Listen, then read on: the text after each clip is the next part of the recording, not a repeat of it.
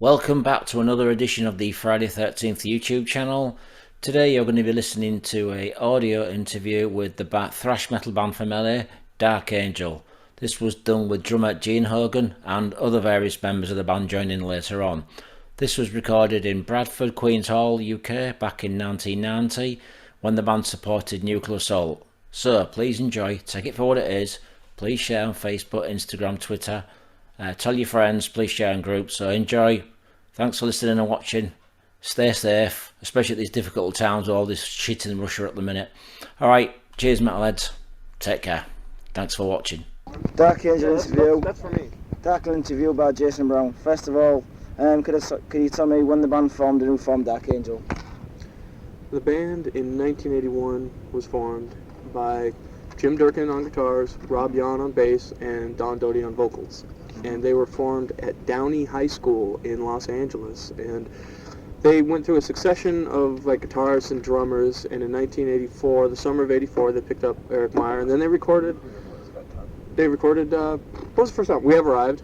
And in winter of '84, I joined the band, and then We Have Arrived was released. Then in spring of 1986, Darkness Ascends was recorded, and in the summer of 1986, we picked up Mike Gonzalez on bass, and that was released in fall of 1986.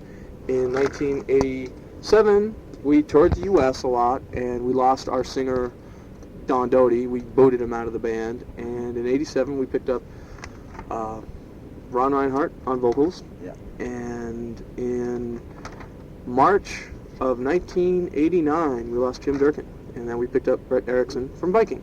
So that's like the quick synopsis of who's in the band now. So has the lineup been the same, if not who used to be in the band? Well, that pretty much answered the question there. I didn't know that was your second question. Right. That's Why did Don leave the band, and what's he doing now? the band kicked Don out because we were just getting really tired of all his attitudes and. What was wrong with his attitudes? Well, we all go ahead. He wasn't dedicated to the band at all. He was more into his own social life and everything, hanging out with his friends. And he would show up at shows really late. He would miss sound checks. Show up to the show, we'd all be pulling our hair out, running around. Where's Don? Where's Don? We got to go on in 10 minutes. He'd come walking in all happy with 10 buddies following him and stuff. And we just got tired of his attitude. He just wasn't in it 100% like the rest of us. So do you know what he's doing now then, any of you? He just got out of prison. They got busted. Just got out of jail. Up and now, up and Busted on drug charges. Drug charges. Okay, now. He just got out. He was at our last show in Los Angeles, about 2 weeks ago. We played Los Angeles, and he was there. And I know Ron was. So you're still friends with him then now? Well, Yeah. We hadn't seen him in a long time, because he was in jail. But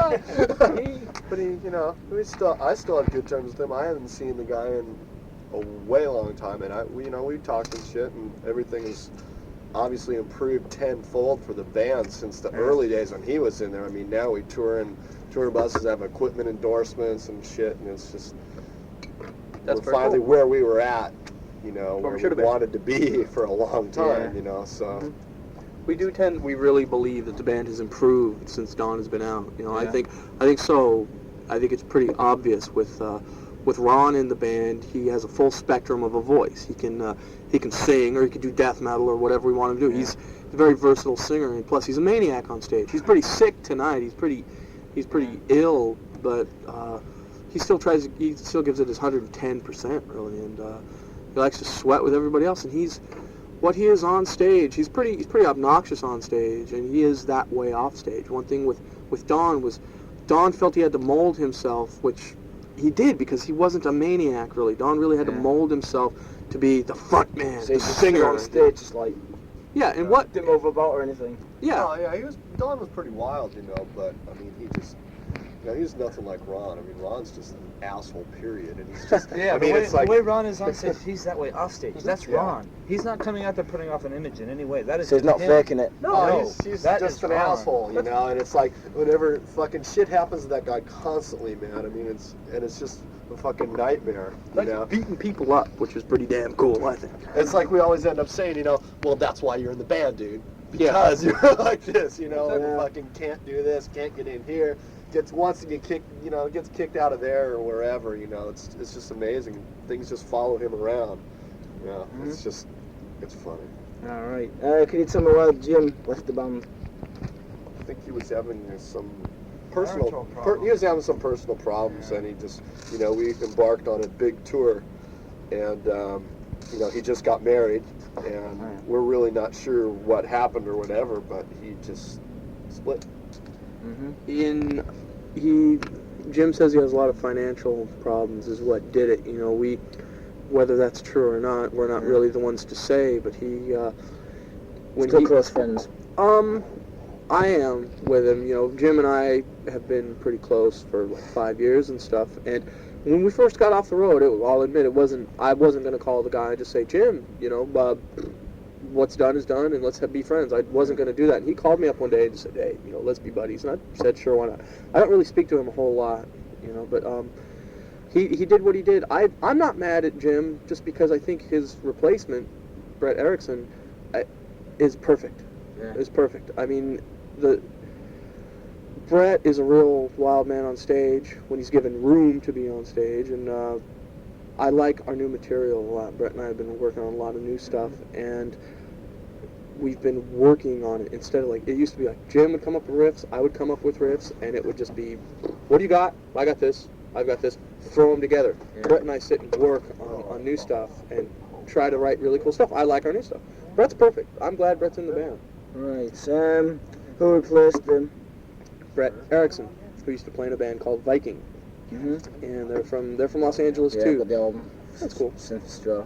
Man of Straw. Man of Straw. Yeah. I like it a lot. I think that album's a really one of the Better best. than the first one. Oh yeah, that's one of my favorite thrash albums of all time. They're a good band.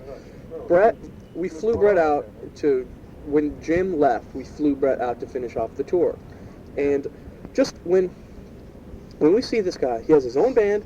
His life at home, whatever, He's got a twin girlfriend. brother on it, twin brother or something. Yeah, well, they're not twins. They're just brothers. And he's got everything at home. He's got nothing to really gain by coming out with Dark Angel. And he just dropped everything, dropped his entire life to fly out with us. And that meant a lot to me, And I just realized this guy is very hard.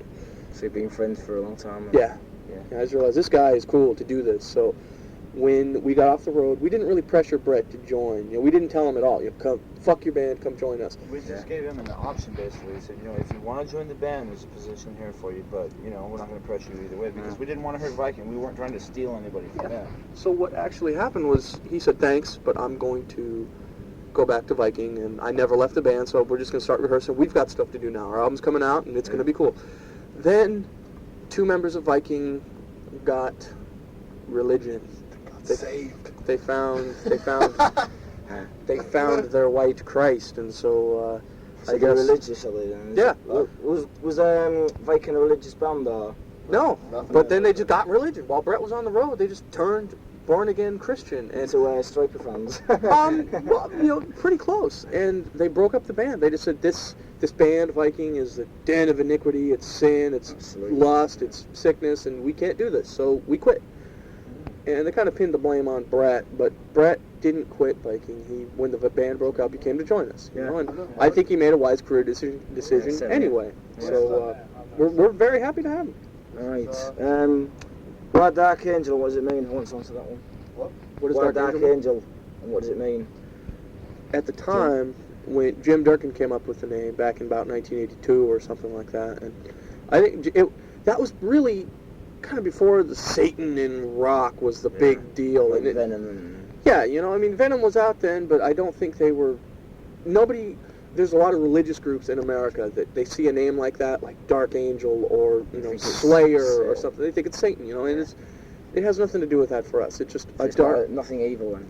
No, a Dark Angel is a vampire. If you read, just through romantic history, that's a Dark Angel is a vampire. Oh, right. And there's nothing evil in the name. It was just the heaviest sounding name back when Jim was 16 when he came up with the name. What's a heavy name? Oh, Dark Angel. So how old are you then? How old are you, Gene? I'm 22. You? 25. I'm 25.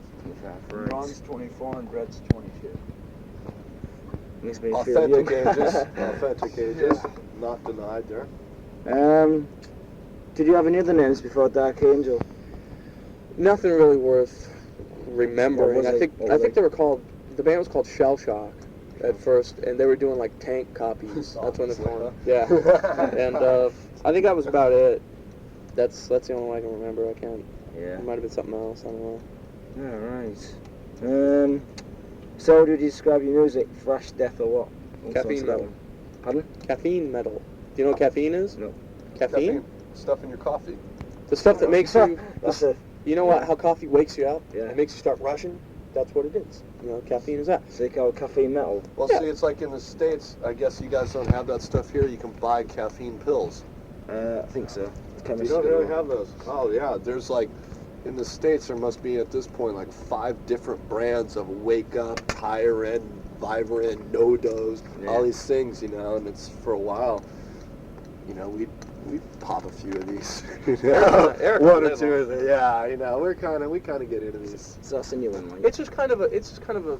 I mean, not that there's a whole lot of humor involved in Dark Angel with the music or anything, but that's like just like kind of a little poking fun at the whole thing. Like you figure you've got all these tags: thrash, death, power metal, speed metal, stuff like that, and we never really felt like we fit into the whole scheme. You know, I mean, thrash metal I think is a different style. It's whatever anybody wants to call us. I mean, if you want to say we're death metal, fine, beautiful. A lot of people thought it was on the first 2 albums. Sure, and that's cool. Would you like being called death metal? That's fine. That's fine. I love it. You know, I mean, but if we were to call ourselves something, it'd be caffeine because being a little bit different. Caffeine metal. It's like when I interviewed King Diamond over the phone about 2 weeks ago. He said it was called horror metal. And that's a new one. That fits. Well, it's kind of, you know, that's a new thing, obviously, that he's trying to take up on. You know, seeing with this Do you new like King album. Diamond's music? Yeah, I love King Diamond. Do you know him? Do they live near you or anyone? Yeah, he does now. He's about 50 miles from us. Not that far. About 40 miles. It's like that was like a big thing, you know, back when we started. It was like, you know, Metallica and Venom and Merciful Fate, you know, back when we were starting off. It's like everybody, those bands weren't fucking shit anywhere, you know. It was just total underground. Every thrash band plays them when they first out, don't they? Covers just to get going and that. Sure. Yeah. You know, I mean, this was a long time ago. Merciful Fate doing the first little pictured EP with, you know, with the chick hanging on the cross and stuff, you know. There just wasn't much shit going around at that point, especially in LA. I mean, there's nothing going on. Slayer was just totally just doing starting. Judas Priest. Yeah, quite well. Totally just starting. I mean, used to. you know, I used to know that. it's just Fucked up. Yeah. The whole. That's why if people call us death metal, that's just fine. I mean, if that's what they hear from our music, because a lot of music comes first. Yeah, it's the music that comes first, and not really the lyrics. I mean, we have a few songs about death, but to me, death metal is bands like, you know, like Death and Autopsy and Obituary that sing about, you know, Embalmed and Stillborn, and, you know, raping virgins and stuff like that. That's cool shit, but that's not really where we come from lyrically. I think death metal kind of tends to be a little more of a lyrical aspect to the music, and whatever people want to Do you think a lot of these death metal bands do all this Satan stuff and shit like that? No. They just sing about it and just pretend that they do all this shit. I think most of them are too young and quite ignorant to whatever dark forces of evil there are out there.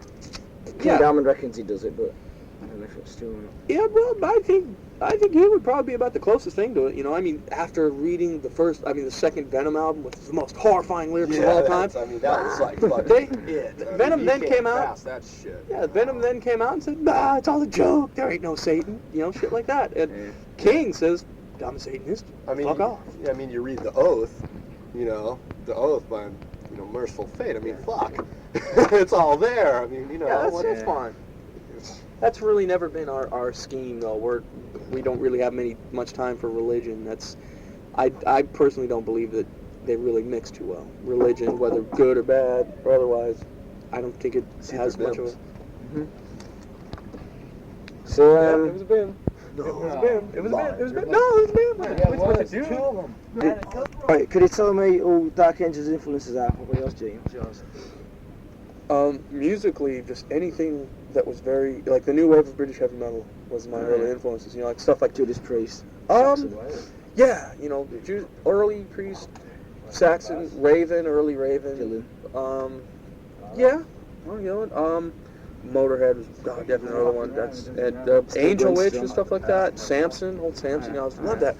But then anything that was heavy, just heavy and fast. It was like fast and heavy was my thing. And the band's early influences when the band started were things like Tank and Venom and Motorhead, but as you can tell, we don't really sound like we've been influenced by them, I don't think, a whole lot. I personally... Sounds like Slayer. Influenced by Slayer and stuff. Us, no. I'll be quite honest, no. We don't go back to Slayer. I think the biggest influence on this band is Black Sabbath, personally. That's where I come from. That's a strange thing, because every band I've interviewed always says Sure, Sabbath. that's because they're not Sabbath. live. I mean, I've always told people that aren't familiar with our stuff, what do you guys sound like? Well, we sound like Black Sabbath on 78. And, 78 speed. Yeah, 100 the old... Yeah, just playing it fast. And we don't go back to Slayer. We don't, that's not an It's like influence. what it reminds me of is like, like stuff like old Venom, like the Venom stuff, Black Magic. the rawness and the speed of that stuff, and like kind of complexity of like Merciful Fate kind of stuff. Sure. That was the stuff that really I was into when I was looking for a band, and when Jim Durkin called me up, it was just like total. I mean, there was just like none of that shit going around in LA, and that's the kind of band that I was seeking, and Jim called me up, and we just really clicked and got on from there. And that's really what we've been trying to do. It's just kind of it's kind of a medium in between. We just kind of, we listen to all kinds of stuff, but it's like, we get together, we play like we do, and we sound like, the tunes come out like Dark Angel tunes, and it's just the way it goes. So do you think you'll be doing a Black Sabbath cover like all the other thrash bands? Are you going to give it a miss? Nah, we fuck around with the shit at rehearsal. You don't want to really It's do a just Black like- Sabbath cover because there's too many thrash bands that done it in the public. Yeah, Where that's are you why we're copying ditching again? the covers. Because I on think Darkness it's just- Descends, really before all the cover thing came out, we recorded War Pigs for Darkness Descends. Oh, yeah. And we were going to put it on there, but we fucked it up. We played it wrong. And how do you do that to a Black Sabbath song? Dark Angel did it. So, we were going to do it, but, that was before the cover thing really took off, so that's fine.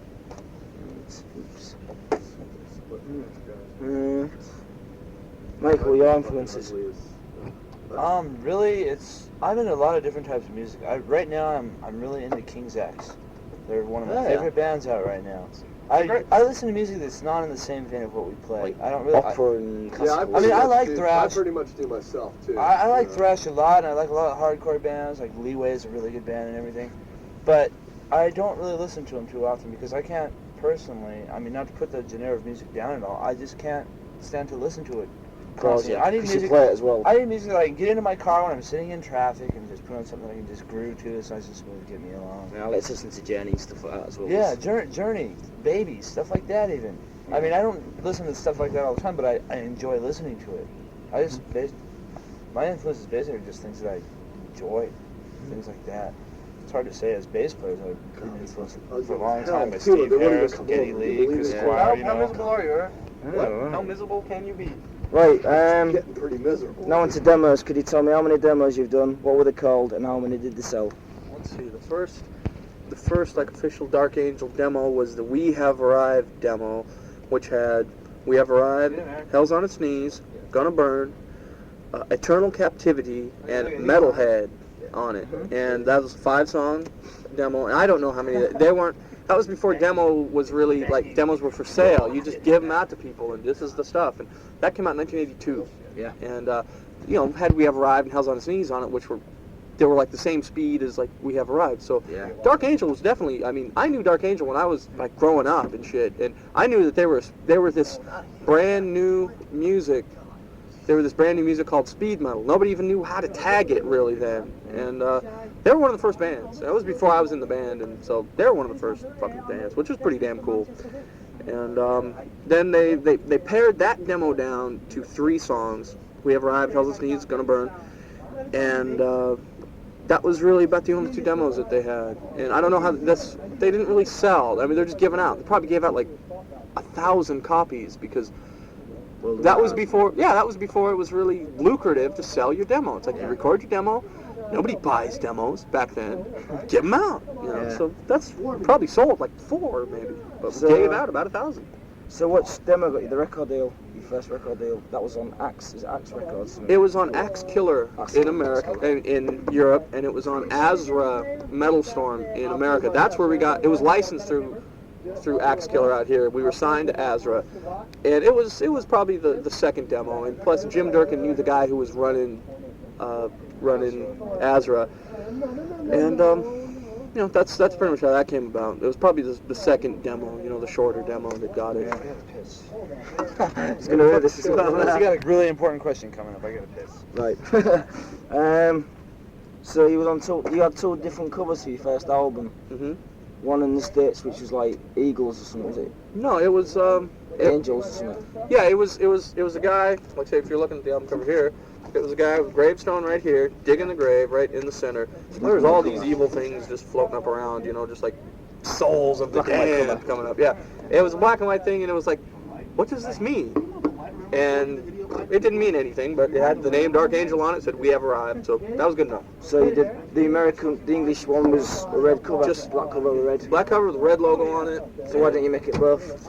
I don't know. I don't really know. I think they were having problems with the artwork. You know, like since the band was signed to the American label Azra, he was in charge of everything. And I guess the guy just sat around for so long trying to get. He didn't bother getting that album cover to the European people to press it. So the European dude said, "Look, we need something. We're pressing the album tomorrow. Can you get it to us by tonight?" And the guy didn't. So they said, "Here, logo. We have arrived on the bottom. Fuck off." You know, so that's what happened. So do you think this LP will be getting a British release? Because it's like quite hard to get hold of one, if you know that. I don't think so. It's just been so long in the past. We cannot find the master tapes right now. So We're you can't looking. put it on under one flag. We can't put it on, under one flag or Combat in the States. We're looking. If we can find them, maybe we would. Just kind of like quietly release it and just like people be looking through their bins and say, Dark Angel, we have arrived under one flag. Huh? We wouldn't want to put it out as Dark Angel's new album. If we were to do any sort of advertising for it, could you guys like walk out, please? It's very cold in here. So that's, anyway, we if we were to advertise, it'd be Dark Angel's first album, their very first and their first classic album or something like that. I don't know. We'd probably just quietly release it though. Oh, right. What were the songs on the demo that got you the record deal? I announced them earlier. If you want me to say them again. Okay, yeah, I can do, please, yeah, just in case. The first demo was We Have Arrived. Just the demo that got you the record deal. I'm not sure which one did, either one or the other. So it was probably We Have Arrived, Hell's on Sneeze, and Gonna Burn. Right. Those 3 songs. So before Combat and Under One Flag, you signed to what other labels approached you? Other record labels before Combat and Under One Flag? There was Azra in the States and then X Killer in Europe. And then after that, nobody else approached you after you left them? Not really. That was after we left them. It was Combat. We're Straight licensed to. Yeah, they'd heard the first album before it came out. Somebody got a tape in the LA office. There's 2 offices in New York and LA. Somebody got a tape in the LA office, and they called up my guitarist Jim and said, Jim, when you guys are ready to record your next album, let us know. And time came for the next album to come around, and we contacted them and said, we're ready if you guys want to talk, and they fired out a contract. And we, being young and pretty green about the whole thing, we just said, yeah, let's sign it and go. And we did. We kind of regretted the decision a little bit later, but we've since renegotiated the contract with Combat, and Combat licenses everything in Europe to Music for Nations under one flag, and so that's how we got the Under One Flag deal. Right. Could you tell me how many copies of We Have Arrived you sold? It wasn't to this day. The average good selling thrash album sells about like 30,000, at least in America. That's solid. That's a solid underground band. That probably sold around like 16,000. That's not too bad for your first album. It was pretty good for a lot of other bands these days. Now that thrash is getting really big in America, they'll sell 30,000 on their first album if they get any sort of push. Inspired by bands like you and. Well, who knows? But that's you can sell. First bands nowadays tend to sell better than Dark Angel did back then because it was such a kind of a new thing back then. So probably around 16,000 or so. So do you think you'll be getting a UK release? We'll try. Again, if we can find those master tapes for the album, we'll probably release it in the UK. That's if we ever find them. I understand they're buried in a vault in France somewhere because that's where Axe Killer's from. Yeah. So Right. We'll see. Now, could you tell me about your second album? Could you tell me how many copies of Darkness Descends you sold? Probably around 60,000 worldwide. Probably around 60 to 65,000 right now. Probably sold about about 35 in the States and around 30 here, I think. You know, that's kind of a conservative estimate, but I'd rather be a little lower than like, oh, we sold 400,000 copies of, yeah, right. You know. Yeah, a lot of people think your second album's the best one. That's fine. That's fine. I mean, the new album, Leave Scars, it's going to appeal to a lot of people, but if you don't like it as much, then that's your problem. I think it's just as good. Thanks. I happen to like it a little better mainly because of like Ron and stuff. Because of the singing. It's a bit more aggressive. So. Yeah, and you know, when you see Ron, like you hear it on the album, you're going, I bet you this guy's pretty fucking wild. And he comes out live, he's just like, oh, fuck all of you! Like, that's cool, you know? So I think it's better because of Ron, you know? Yeah, alright. So, how's your new album doing, sale-wise?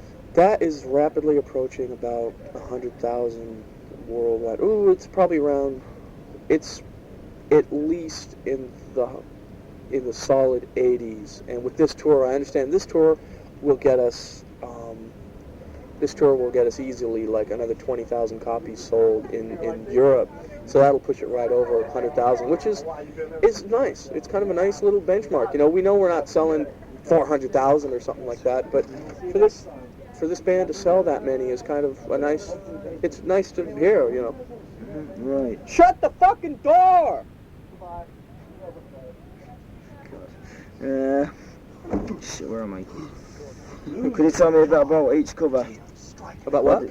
Could you tell me a bit about each cover you've done for each album? Well, the first album of course, in Europe was just a plain old Dark Angel logo, and the second album, Darkness Descends, that was shot by a friend of the band's. His name was Sean Rogers. It's spelled S-E-A-N, like Sean, or an Irish name. It's pronounced Sean, though.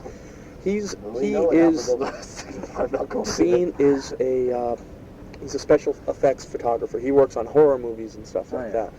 And he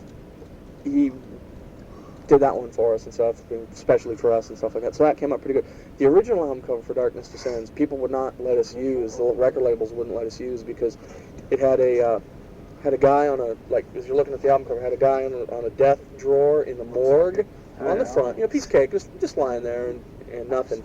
And then on the back is what they wouldn't let us use, which was the one we wanted to use in the front, which was the same guy lying there. And there's like his body, this is a photograph, his body's been ripped open and there's like a hand coming through and there's blood everywhere. God, he looks sick. So this is a paint out, was it actually? It was a photograph. Actual photograph. Yeah, and it was cool. And they just... Still, I mean, he never explained to us how he shot the photograph. He kind of left it as a mystery. Yeah. Well, the fact that he was a special effects photographer, which I just mentioned, probably helped the whole cause there. But Combat, we didn't tell Combat that. Oh, it's just fake, you know, it's nothing real. They were going, how did you do this? Why did you do this? Who did this? The photograph. And so they just said, you can't use this. You cannot use this. People will just, yeah. You know, and the covers we use, I don't know why, but they offend people enough. I don't find them offensive at all. This one, I think, is just a piece of artwork. Tell me about that one. What is it? A girl waking up in a nightmare or something? Well, you figure she's actually, you know, leaves scars. When there are so many things that happen during childhood that affect you to this day, you know, weird things that have happened to you that you just don't forget. You know, that's when you learn everything in childhood. You get your phobias, your fears, and your happiness in childhood, and you figure out everything out. This person is just, when you think of extreme innocence, what do you think of? Fuck what they were doing, don't worry about that. I can't think at the moment. I think of a little girl, a 6-7-year-old little girl. That's innocence. I mean, they don't know anything about anything. And so who's this girl, and what did you find her? Or? Our photographer for this is named Chip Simon, and I think she's a friend of the family, in his family. And I personally do not know her. But you see, if you look here, here's a, where is it, goddammit? There's a shadow of a hand reaching out for her right there. Like here's another hand somewhere around here. And you look up here, I don't know if you can see it, but you can see like a little outline of a shark. There's a shark fin. Right there.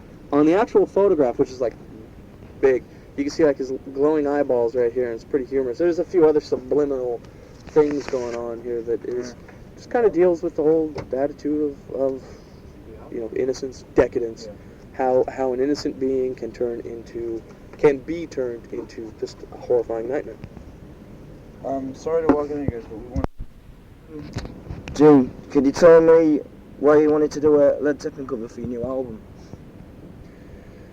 That goes back to doing War Pigs on Darkness Descends, like I was telling you earlier. We tried that and we just slaughtered it. We just thought, oh my God, this is pretty humorous. And we were kind of thinking, like, what's a band that people just love? That's like one of the most world popular band, and we just thought, how can we slaughter one of their tunes just to piss people off? And it was, the idea happened like I say with that War Pigs cover we were going to do. We didn't try to slaughter that. We tried to do that one right, but we fucked it up, and we just thought, well, let's do one just as a joke to people. And you won't believe how many people Immigrant Song has offended our version.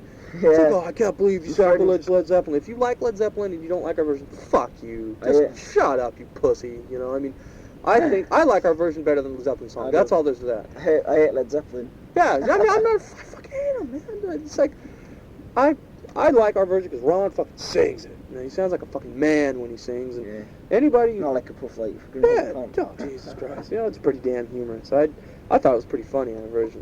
I played it to my friend last night and he says, "Look, this is awful, get it off." I said, fuck off. Yeah, fuck him. I mean, he's anybody... a glam rocker. So. Fag. I mean, there you go, right there. His name's called Ian Kim, so if you want to say anything to him now.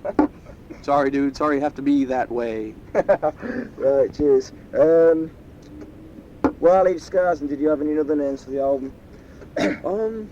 That was pretty much it. Because Leave Scars has a meaning to...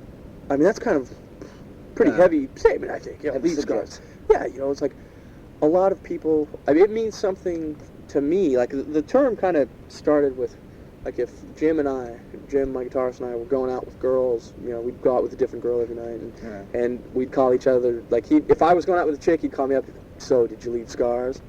And that just kind of means, did you get inside her pants, but that's, but then I started thinking about the term leave scars, it's like, what better way to make, what is a scar? It's an impression that will never leave, if you got a scar that's deep, it's never going to leave, and that's kind of what the song deals with. Yeah, there you go.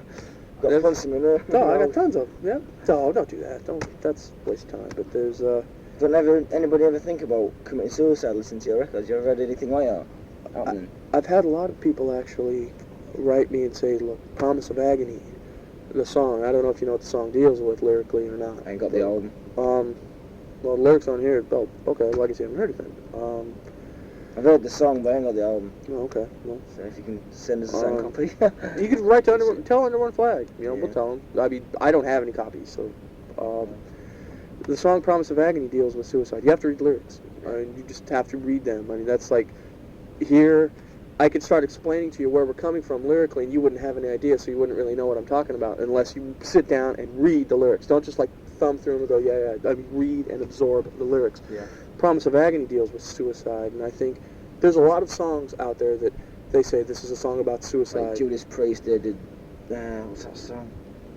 It's one off Stained Class album about suicide. Somebody committed suicide in the Chad, so and Judas Priest. Mm-hmm. Yeah, that song that he played backwards. Yeah, I heard about that. Yeah, I remember that. And then there was Ozzy Osbourne and fucking, I don't know what else it was. Yeah, Suicide Solution and stuff like that. So many people say they have songs about suicide, but they just... If they want to commit suicide, they don't take it out on the band to take it out. That's what they want to do, isn't it? Yeah, a lot of it. Why get the fucking bands into trouble and... Well, this song definitely deals with suicide. There's no bones about it. I mean, a lot of bands say they have songs about suicide, but you read the lyrics, you're going, where does it say this is about suicide? This is kind of real vague, romantic type stuff. With Promise of Agony, the guy in the song just says, I want to die. And you just have to read it. A lot of people have written to me and said, that song helped me out a lot because there was a time in my life when I was really confused and I read those lyrics and kind of got me through. I was going, well, that's cool. But I kind of expect this song will probably turn up in people's suicide notes someday because it's an open dialogue between... It's actually a monologue. The person who wrote the song, who you're reading, is talking about how they want to die, and there's nothing you can do about it. It's an interesting tune. I don't know. Right. Now into gigs. Could you tell me where your first gig was and who with? My very first gig I don't know who really Dark Angel played with before me, but because there was a few drummers in the band before me. Oh, yeah. My very first gig was at Radio City in Orange County, California. It was in Los Angeles, Yeah. and it was on December 31st of 1984, which is New Year's Eve, and it was Dark Angel and Hyrax. I don't know if you ever heard of those guys. Caden, yeah. It was us and them, and that was my first gig ever. I was like, what, 16 or something like that. And I was terrified. So when was this? What year was this then? 1984, December 31st, 1984, and it was very, very scary. And I was nervous as hell. And I hit the stage, and everybody's just going, yeah, fuck yeah! And I thought, oh, this is cool. I could do this. And so that's when I don't usually do it out here in I haven't done it yet in Europe. I flip the crowd off and stuff because I don't think this means anything to you. No, so that does mean fuck off. I think it's like this or something like that. Yeah, well this is like, fuck you. Yeah. I come out and flip the crowd Overkill, off. fuck you. Yeah, well those guys are fucking, yeah. They like overkill. Oh, I like them, but they didn't start it, you know. Yeah. That's the song Fuck You, that's not even their song. That's a song by D.A.M from Canada. That's singer Annihilators in them. Really? He used to be in them, yeah. Well, cool. Yeah. D.A.M, Joey Shithead, the singer. Hardcore band over there. Yeah, Right. that's their song. Who have you played with in your career?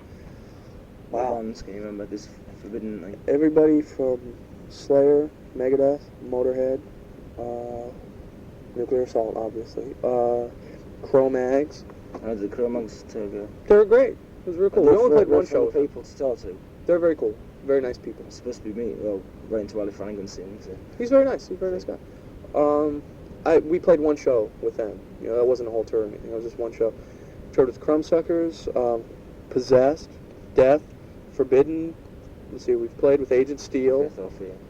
Faith or Fear. Yeah. Do you know what the Ultimate Revenge is? Yeah, the video. I've got the part one at home. Okay. Yeah. With Slayer. Part two. Yeah, part two you can't get in England. Yeah, I know. That's I'm real really pissed off. smart. Yeah. Thank you. What's Combat. happened there? What's happened there? Can we get hold of it, people in England, or...